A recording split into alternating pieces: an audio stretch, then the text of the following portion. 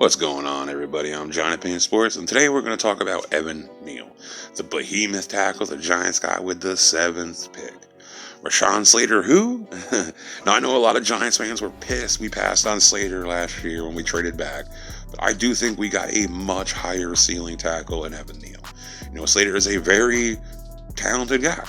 He's very good, but he'll just never have the God-given physical traits and size that Neal has. And right now, I think we're reaping the reward of that trade back last draft. And this feels good, at least to me. Evan Neal might be the best offensive line prospect coming out of college the Giants have ever drafted. No joke. This dude is 6'7", 340 pounds, and he is rocked up in the moment. He looks like he's maybe has 5% body fat. Just a complete freak. His body almost looks unnatural. Now, I think he's going to be an awesome right tackle for the Giants. Neal's got all pro written all over him. Whether you're high on Neal or not, you have to admit that he was flat out dominant at Alabama. And they ran an NFL offense over there. He's won every award possible in college you can for offensive line. All-American honors, first team All-SEC, which is tough. SEC is a stat conference. Evan Neal was the only one of these three top, tackles in this year's draft that played substantial snaps at right tackle. You can argue Neal's best season at Alabama, he was playing on the right side. So this was a match made in heaven with Neal and the Giants. Now, I'm going to go through a couple criticisms of Neal, and then we're going to get to the good stuff. But the biggest criticisms I've heard about Neal is just his weight. And listen, at the moment, he is just cut up. And one thing that the people that harp on the weight won't tell you is every season since coming out of high school, he's trimmed down more and more. Now, I believe Neal was 380, 390, when he came out of high school. Reports are he's at 335 at the moment. Now, the season, this past season, he was playing at 350. The year before that, 360. So, again, the weight has come down, down, and down. And right now, he is ready to go. I just think the weight thing is overblown. And listen, he's 335, 340. This guy moves like a fucking gazelle. It's pure awesome. The other criticism you hear is the footwork. And there is some legitimacy to this. He's a heel clicker, number one. That can be coached. It is tough for some guys to get that right, to get it out of their system. Now, I got hope for massive improvement with his footwork. And him slimming down will be a huge help with his feet.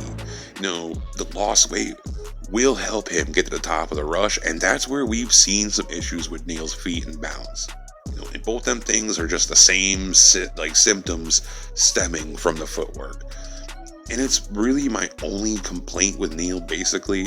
He fixes that and he's a Pro Bowler instantly. Other than that, there's some real tacky stuff. Maybe a lean here and there, which you get that with every prospect at times. Sometimes I'd like to see some better finishing. But, Neal has tons of snaps on tape where he's just putting people down, and just finishing beautifully. Now, we just need him to run, a little bit more hot. And I think settling down in one spot long term will really help in that department. Now, that's the only gripes I can think of. Now, what he's good at is a much longer list. And he's not just good at most things, he is great. I absolutely love his technique all around. He is a very crafty player for his age. First off, his punch strength is the best I've seen from an O-line prospect since I've been scouting. And I've been doing this really serious for 3 years, been scouting guys for about 5, 6. His punch is just flat out dominant. The other guys in this class come nowhere near him in that department. And when Neal lands his punch, the pass rush is over. That play is done. There's not an edge rusher on the planet that can do anything against it when it's done properly. And after he stops defenders dead in their tracks with the punch, he'll mirror guys, as well. He'll mirror with the best of them. So as long as there's no leaning, the rep is just done. And listen, there's just not many O-linemen that can do this. It's special. And it's not just a one-time deal with his punch. He'll reset it. He'll throw it multiple times in a rep. I just love the hand fighting. Just love the hand play overall. Very good stuff. A+. I also like the way he covers his inside. You'd think a bigger guy would struggle with that, but not Neal. He's already so massive. It's just it's just hard as hell to just move around him, period. And you mix in just how nimble and quick he is. It's just a nightmare for an edge rusher. The speed might be the most impressive thing outside of his punch. Listen, this is a twitched up dude. He's just twitchy. He flies out of his stance. Again, he keeps his weight on the inside leg. And if it's an outside rush, he'll slide for a big guy, man. It's just fucking impressive. He should not be able to move like he does. And there's the people who bash him for his balance, but from the tape that I watched, 99% of the time he has great balance throughout his whole set. I just think this kid is the total package. I really do think with a few corrections, he'll be capable of being possibly the best tackle in the NFL in a few years. Yes, I just said best tackle in the NFL. I think he's going to be the best tackle on his team by his second season.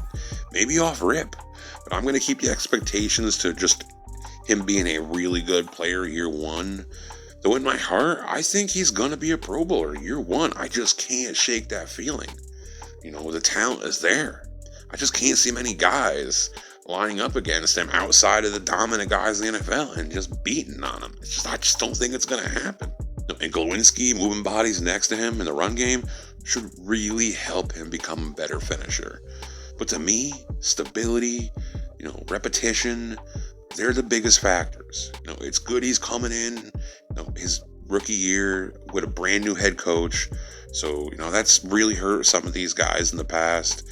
They come in and learn a whole new scheme as a rookie, and then the coach is fired, they're gone. It must feel like you have 2 rookie seasons back to back, when these coaches are fired. These players just need some stability. So let's hope this coaching staff sticks here and we get an extended period. No more 2 years and gone. This team is way too young as a whole to keep doing that. So listen, I think we got the best tackle in this year's draft, hands down. I think it's pretty easy. I debate that. I feel like I'm on pretty firm ground with that take. But I just want to thank you all for supporting the channel. I took my little hiatus, went on my little breaks, spent some time with family. I normally take, a couple of breaks every year. Felt good. I want to say I'm going to be streaming the draft tonight over on Hit Squad Productions channel. That starts at 6 p.m. as far as I know. So appreciate you guys swinging over there. At least come over, say hi, hang out for a couple minutes, hit the like button, help Hit Squad out, help them grow. I think we should all feel good about this draft so far in the first round. I think we're allowed to do that. I know it's been awful every year. Something horrible happens. I think we're allowed to feel good.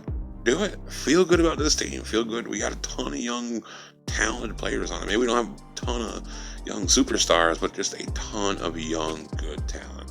And if this coaching staff's a real deal, who knows how many of these guys could pop off and develop quickly this year.